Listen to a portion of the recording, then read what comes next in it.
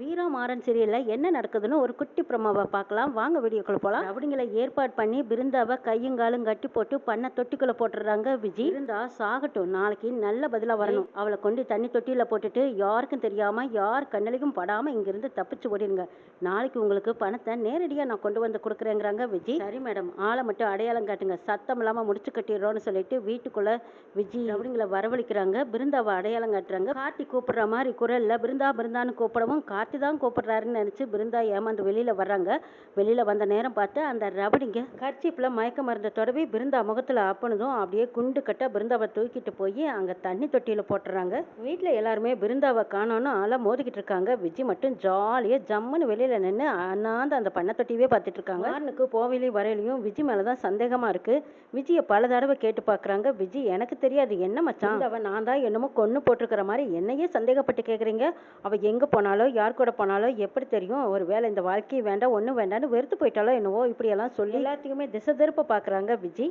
அங்கே இங்கே தேடி பார்த்து கடைசியில் மாடி படிக்கட்டு கடையில் பிருந்தாவோட ஃபோன் கிடக்குது. இதை பார்த்ததும் வீராவை மாறணும் பார்த்துட்டு விஜய் கண்டிப்பாக இந்த வீட்டை விட்டு எங்கேயும் போகல, அநேகமாக வீட்டுக்குள்ளேயே தான் இருக்கணும். இங்கே இருக்கான்னு தான் தெரியல, எப்படியாவது எல்லாரும் முயற்சி பண்ணி தேடி பாருங்கன்னு வீரா கேட்கவும் அந்த பக்கம் வள்ளிமா, இந்த பக்கம் ராமச்சந்திரன், ராகவன், கண்மணி, மாறன், வீரா எல்லாருமே தேடுறாங்க. தொட்டியிலிருந்து ஒரு பைப்பு உடஞ்சிருக்க முடியும். வீராவுக்கு சந்தேகம் வருது. நேற்று வரைக்கும் நல்லா இருந்த பைப்பு இது எப்படி உடஞ்சிருக்கும்?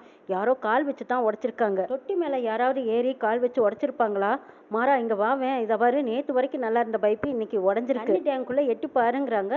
வீரா சொன்னதுக்காக மாறனும் தண்ணி டேங்க் மேலே ஏறி பார்க்குறாங்க. அங்கே பிருந்தா மிதங்கிக்கிட்டு கிடக்குறாங்க. மாறன் பார்த்துட்டு அலறி அடிச்சு பிருந்தா இங்கே தான் இருக்கா அப்படின்னு சத்தம் போடுறாங்க. கீழேருந்து எல்லாரும் மேலே ஓடி வராங்க. அப்போ விஜய் ஐயோ கண்டுபிடிச்சிட்டானா இந்த மாறன், போச்சு, திரும்பவும் இந்த பிருந்தா நம்மளுக்கு சக்கரத்தையா வந்து நிற்க போறா. சே, இவகிட்ட தினம் தினம் சக்கரத்தை சண்டை போட வேண்டியதா இருக்கு போல இருக்கு. இவளை ஒரே இடியா ஒழிச்சிட்டா கார்த்தி மச்சான் வேற வழி இல்லாமல் நம்ம கூட தான் வாழ்ந்தாகணும். குடும்பத்தை ஒரு ஆட்டி வச்சு பார்க்கலான்னு பார்த்தா இதுக்கு வழியே இல்லாமல் இந்த பிருந்தா வேற குறுக்க வந்து நிற்கிறாளே.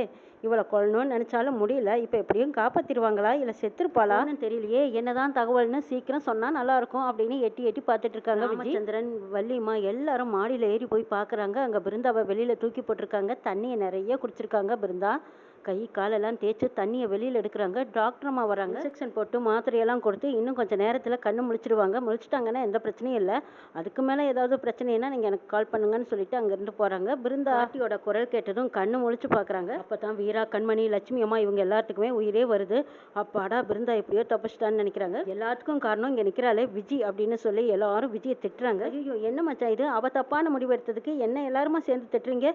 சத்தியமா எனக்கு இதுக்கு எந்த சம்மந்தம் இல்லைன்னு போய் ஒரு கொல்லிக்கட்டையை எடுத்துக்கிட்டு வராங்க. அதுல நெருப்பா இருக்குது. கொல்லிக்கட்டை மேல சத்தியமா சொல்றேன், பிருந்தா கொலை பண்ண நான் முயற்சி பண்ணல, எனக்கு இதுக்கு எந்த சம்மந்தம் இல்லைன்னு அந்த கொல்லிக்கட்டையை கையில இறுக்கி பிடிச்சு சத்தியம் பண்றாங்க. இதை பார்த்து எல்லாருமே பதறாங்க.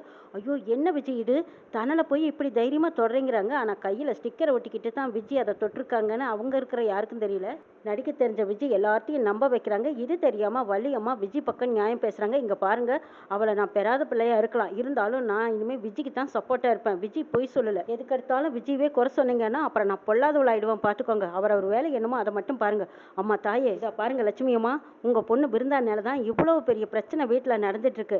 தயவு செய்து உங்க பொண்ணு பிருந்தாவை நீங்களே கூட்டிட்டு போயிருங்க. இந்த வீட்டுல இருக்க வரைக்கும் அவளுக்கு எந்த ஒரு பாதுகாப்பும் இல்லைன்னு நீங்களே தானே சொன்னீங்க.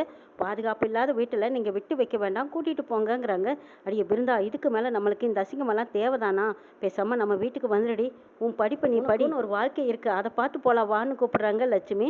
பிருந்தா பிடிவாதமா சொல்லிடுறாங்க. இங்க பாருமா, நான் கார்த்தியை விட்டு வரவே மாட்டேன். கார்த்தி என் கழுத்துல தாலி கட்டிட்டு இருக்காரு, நான் அவரோட மனைவி தான், இந்த வீட்டுல தான், செத்தாலும் இந்த வீட்டுல தான் பிருந்தா சொல்லிடுறாங்க. இதை கேட்ட லட்சுமி அம்மா அழுதுகிட்டே போறாங்க.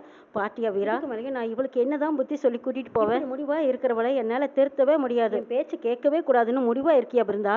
உன் தலையில நீயே ஏண்டி மண்ணை வரி போட்டுட்டு ஏண்டி பாலாக்குறேன்னு கேட்குறாங்க முத்துலட்சுமி. அம்மா நான் எடுத்திருக்கிற முடிவு சரிதாங்கிறாங்க. கார்த்தியும் பிருந்தாவுக்காக சப்போர்ட் பண்றாங்க. இதை பாருங்க, வீட்டை விட்டு வெளியே போகணும்னா இங்க நிக்கிறாளே இந்த விஜய், இவ தான் போகணும். என் பிருந்தா எங்கேயும் போக மாட்டா, அவ என் கொடுத்தா இருப்பா. அப்புறமா பிருந்தாவுக்கு பாதுகாப்பு இல்லைன்னு சொல்லாதீங்க, நான் இருக்க அவளுக்குங்கிறாங்க கார்த்தி. தம்பி நீங்களாவது புத்தி சொல்லி அனுப்பி வைப்பீங்கன்னு பார்த்தா நீங்களும் இவளுக்கு சப்போர்ட் பண்றீங்க. ரெண்டாவது தடவை உயிர் போய் உயிர் பிழைச்சு வந்திருக்கா. என்னமோ நான் சொல்ல வேண்டியதை சொல்லிட்டேன். என் பொண்ணு எனக்கு பாதுகாப்பா பத்திரமா நல்லா இருந்தானா எனக்கு அது போதும்னு தான் நான் நினைக்கிறேன். கொலை பண்ற அளவுக்கு யாரோ துணிஞ்சிருக்காங்கன்னா இவ்வளவு கொடூரமான இடத்துல இவ வாழ்ந்துதான் ஆகணுமா? அதான் நான் கூப்பிட்டு பாக்குறேன், வரமாட்டேங்கிறாளுங்கிறாங்க லட்சுமி. எப்படியோ போங்கன்னு சொல்லிட்டு லட்சுமி அம்மா அங்கிருந்து போறாங்க. இந்த பக்கமா விஜய எல்லாரும் ஆளாளுக்கு திட்டுறாங்க. அவன் சொல்றதுல என்ன தப்பு? மாடிக்கு எதுக்காக போனேன்? ஏன் இப்படி பண்ணனேன்னு கேக்குறாங்க வள்ளிமா. இப்ப நீங்க கூட என்னைய நம்ப மாட்டீங்கல்ல? என்னைய நம்பிக்கிட்டு இருந்த சித்திவே இப்ப எல்லாருமா சேர்ந்து நம்ப விடாம பண்ணிட்டீங்கல்ல? நீங்க எல்லாரும் ஒண்ணுக்குள்ள ஒண்ணாயிட்டீங்க. நான் மட்டும் தனி மனுஷி ஆயிட்டேன். உண்மையை நிரூபிக்க எனக்கு வேற வழியே தெரியல. செத்து போன அப்பா அம்மா மேல சத்தியமா, இதோ நான் கட்டி இருக்கிற தாலி மேல சத்தியமா, வச்சிருக்கிற இந்த அக்னி மேல சத்தியமா, பிருந்தாவ நான் ஒண்ணுமே பண்ணலைன்னு சொல்லி அந்த அக்னியை தொட்டதும் கையில புண்ணாயிருது. ஐயோ ஏன்டா இப்படி எல்லாம் பண்ணிட்டு இருக்கீங்க? அவ கையில எவ்வளவு பெரிய புண்ணாயிருச்சு பாருன்னு மருந்து போடுறாங்க வள்ளிமா. ஏண்டா இவளுக்கு தாய் தாப்பம் யாரும் இல்லைன்னு நினைச்சுக்கிட்டு தானே இவ பேர்ல இப்படி ஒரு பழியை தூக்கி போடுறீங்க. இதா பார் பிருந்தா, இனிமே நீ இங்க இருக்க வேண்டாம், மரியாதையா உங்க அம்மா வீட்டுக்கு போங்கிறாங்க வள்ளிமா. பார் அத்தை, எங்க 2 பேர்த்தையும் கொன்னே போட்டாலும் சரி பிருந்தாவை விட்டு நான் பிரிஞ்சிருக்க மாட்டேன். பிருந்தா ஏன் கொடுத்தா இருப்பாங்கிறாங்க கார்த்தி. அடி பாவி, என் பிள்ளையே என்னதான் மாய மந்திரம் போட்டு இப்படி எல்லாம் மயக்கி வச்சிருக்கியோ? அவன் பாரு செத்தாலும் சரி உங்ககிட்ட தான் சாவேன்னு நிக்கிறான். இப்படித்தான் உங்க அம்மா பேத்தாங்களோ? நீ இப்படி மயக்கி வச்சிருக்க பாருன்னு பேசுறாங்க. இதை கேட்டதும் எல்லாருமே அத்தை என்ன பேச்சு பேசிட்டு இருக்க? நாக்குல நரம்பு இல்லாம இப்படி பேசுறியாங்கிறாங்க மாறன். அப்பப்போ பொண்ணு மாதிரின்னு சொல்லுவேன், பெத்த பொண்ணை யாராவது இப்படியெல்லாம் கூட கேட்பாங்களாங்கிறாங்க மாறன். பார் வள்ளி, உனக்கு வர வர நாக்கு ரொம்ப நீளுது, மரியாதையா பார்த்து பேசு. முத்துலட்சுமிகிட்ட முதல்ல மன்னிப்பு கேளுங்கிறாங்க. அண்ணே நான் எதுக்கு மன்னிப்பு கேட்க போறேன்? அவங்க தான் முதல்ல தப்பு பண்ணாங்க, நான் ஒன்றும் மன்னிப்பு கேட்க முடியாதுங்கிறாங்க வள்ளிமா. லட்சுமி என் தங்கச்சி பேசுனதுக்கு நான் உங்ககிட்ட மன்னிப்பு கேட்டுக்கிறேன்னு ராமச்சந்திரன் கையெடுத்து கும்பிட்டு மன்னிப்பு கேட்குறாங்க. எல்லாரும் நல்லா கவனமாக கேட்டுக்கோங்க. இவ்வளவு பிரச்சனைகள் நடந்துட்டு இருக்குதுன்னா இதுக்கு பின்னாடி வேற யாரோ இருந்துக்கிட்டு தான் இப்படி ஒரு சதி வேலையை பார்த்துட்டு இருக்காங்க. அது யாருங்கிறத நானா கூடிய சீக்கிரம் கண்டுபிடிக்க போறேன். அது வரைக்கும் இந்த பிரச்சனைகள்லாம் யாரும் பெருசு பண்ணாம போய் அவங்கவுங்க வேலையை பாருங்கன்னு சொல்ல அனுப்புறாங்க ராமச்சந்திரன். விஜய் கை ரொம்ப வலிக்குதுன்னு ஐயோ அம்மா வலிக்குதேங்கிறாங்க. வள்ளிமா வா விஜய் வந்து ரெஸ்ட் எடுவா, உனக்கு ஒத்தடம் கொடுக்குறேன்னு சொல்லி விஜயை தனியாக கூட்டிட்டு போயிடுறாங்க வள்ளிமா. அதிகாரி என்னமா நடிக்கிறான்ட்டு போறாங்க மாறன். இந்த பக்கமா வீரவ ராமச்சந்திரன் தனியா கூப்பிடுறாங்க. இதா பார் வீரா, குடும்பத்துல நடக்கிற பிரச்சனையெல்லாம் ஒண்ணு மாட்டி ஒண்ணு சமாளிக்க முடியாம இருக்கு. இந்த பிரச்சனைக்கெல்லாம் என்ன காரணம்னே எனக்கு தெரியல. உன்னை நம்பி தான் இந்த பொறுப்பை கொடுக்குற. இதுக்கு பின்னாடி யார் இருக்கா? எதனால இப்படி செய்யறாங்க? ஏன் இப்படி நடக்குது? குடும்பத்துல இதனால எல்லாத்துக்குமே அமைதி நிம்மதி எதுவுமே இல்லாம போச்சு. இது எல்லாமே நீ தான் சரி பண்ணுவேன்னு உன்னை தான் நான் நம்புறேன். கூடி சீக்கிரம் இதுக்கெல்லாம் ஒரு முடிவு கட்டுன்னு சொல்லிட்டு ராமச்சந்திரன் அங்கிருந்து போறாங்க. வீரா எல்லாம் நான் பாத்துக்கிறேன் மாமான்ட்டு போறாங்க. வீரா விஜய முழு நேரமும் கண்காணிக்கணும்னு நினைக்கிறாங்க. வீரா விஜய் ரெஸ்ட் எடுக்கிற மாதிரி ரூம்ல இருக்காங்க. வள்ளிமா இந்த பக்கம் வந்ததும் ஒரு போன் கால் வருது. போன் எடுத்துக்கிட்டு விஜய் வெளியில போறாங்க. இதை கவனிக்கிறாங்க வீராவும் மாறணும். போன் பேசிக்கிட்டே விஜய் திரும்பி திரும்பி பார்த்துக்கிட்டு அங்க ஒரு இடத்துக்கு போறாங்க. அந்த இடத்துல ரவடிங்க வந்து நிக்கிறாங்க. அந்த ரவடிங்களுக்கு கட்டு கட்டா 1 லட்சம் ரூபாய் பணத்தை கொடுக்குறாங்க. இந்தாடா, இந்த பணத்தை வாங்கிட்டு காணாத ஓடிடுங்க கொண்டு யார் கண்ணிலையும் பற்றாதீங்க. பணத்தை பையில போட்டு கொடுக்குறாங்க. அவங்களும் சரி சரின்னு தலையாட்டி வாங்கிட்டு இருக்காங்க. இதை பின்னாடியே ஃபாலோ பண்ணிட்டு வந்துடுறாங்க மாறன். அவ்வளவு அவசரமா பணத்தை எடுத்துக்கிட்டு வந்தா இப்ப யாருக்கு கொடுக்குறா? இவளுக்கு தான் எந்த சொந்தம் இல்லைன்னு சொன்னாலும் இல்லாத இவனுக்கு இவங்க யாரு கிட்ட எதுக்காக இவ்வளவு பணத்தை கொடுக்குறா? ஒன்னும் புரியலையே. இவனுங்க யாரா இருக்கும்?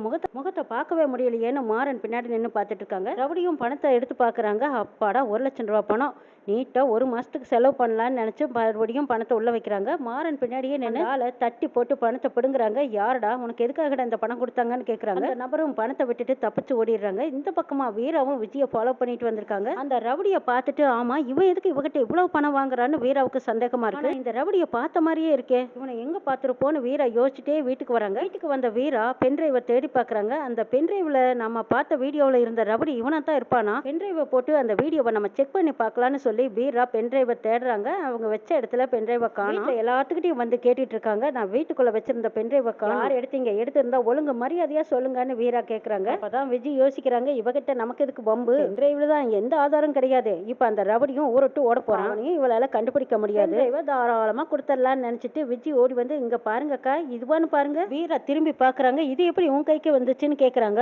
அக்கா கூட்டும் போது குப்பையோட ஒன்னா சேர்ந்து வந்துச்சு, எதுக்கும் எடுத்து பத்திரமா வைக்கலாமேன்னு எடுத்து வச்சேன். இதுவா? அப்படி என்னக்கா இருக்கு? ஒண்ணுமே தெரியாத மாதிரி வீரா கிட்ட கேக்குறாங்க விஜய். விஜய் கையில இருந்து வீரா படக்குன்னு அந்த பென்டிரைவை பிடுங்கிட்டு போறாங்க. இப்போ ஒரு ஆதாரத்தை கண்டுபிடிச்சதும் இருக்குடின்னு நினைச்சுக்கிட்டு போய் பென்டிரைவை போட்டு பாக்குறாங்க. இருந்து ஆதாயங்களை பூரா விஜய் அழிச்சிடுறாங்க. இதை கண்டதும் உடனே வீராவுக்கு செம ஷாக் ஆகி தூக்கி வாரி போடுது. என்னடா இது, அன்னைக்கு பார்த்த வீடியோ எதுவுமே இல்லையே, அதுக்குள்ள அழிஞ்சிருக்குமா? அழிஞ்சிருக்குன்னு வீராவுக்கு சந்தேகமா. திரும்பவும் விஜய் கிட்ட வந்து கேக்குறாங்க, ஒழுங்கு மரியாதையா சொல்லு, அந்த பென்டிரைவ் இது இல்ல, வீடியோ ஆதாரம் பூரா அழிஞ்சிருக்கு அப்படின்னு கேட்கவும், அக்கா அதுல என்னக்கா அப்படி இருந்துச்சு? அதை பத்தி ஒண்ணுமே தெரியலையே, ஏதோ குப்பையில கிடக்குது, சரி கூட்டி தள்ளலாமேன்னு பார்த்தா மனசு வரல, அதான் கொண்டு வந்து கொடுத்தேன். அதுக்கா எனக்கு இவ்வளவு பெரிய பழி சுமத்துறீங்க? அட என்னக்கா, உங்களுக்கு எப்ப நல்லது செஞ்சாலும் நீங்க என் பேர்ல ஏதாவது ஒரு பழியும் திருட்டுப்பட்டவங்க கட்டுறதுலயே குறியா இருக்கீங்க. அட போங்க அக்கான்னு திரும்புறாங்க. முதுகுல அந்த டேட்டாவை பாக்குறாங்க. அதிர்ச்சியில அப்படியே வீரா உறைஞ்சு போய் நிக்கிறாங்க. ஆதாரம் இல்லாம நிக்கிறோமே, என்ன செய்யறதுன்னு புரியாம நிக்கிறாங்க.